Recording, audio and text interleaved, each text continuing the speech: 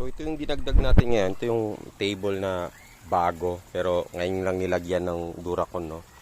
Yung mga Duracon na gamit natin dito, no, mga kapurman, is yung mga, kung naalala nyo sa bukid pa, yun yung gamit ko, yung mga Duracon pa sa bukid. Mga recycled tong mga to. So iba-iba yung sizes ng butas niyan tsaka distansya, yo. May 12, may 12, may 15 tayo. Tapos meron tayong ganito. So ito naman ang gagamitin ko dito is lalagyan ko to ng ng seedlings. Ayan.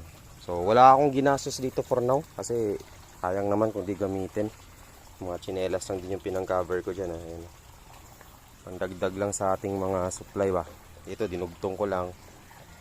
Ayan. Pero hindi pa to na epoxy. Ayan, oh. Diba? Iba-iba yung So lalagyan namin to ng lettuce din, mga ganito na.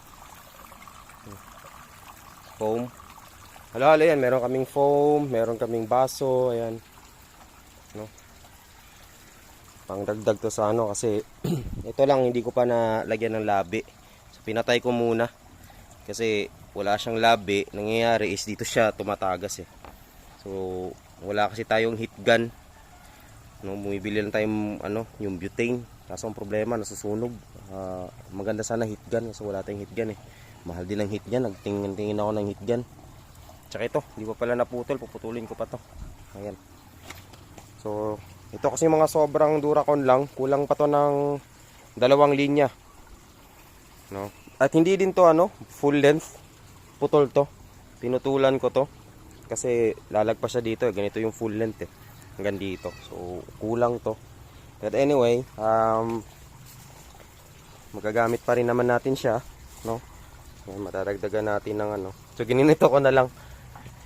Binutasan ko para dyan tatagas yung tubig baga. Sampulan ko kayo mga.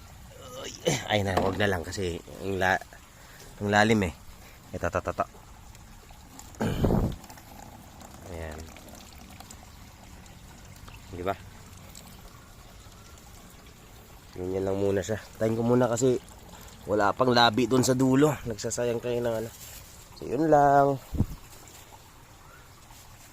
Additional na rin yan.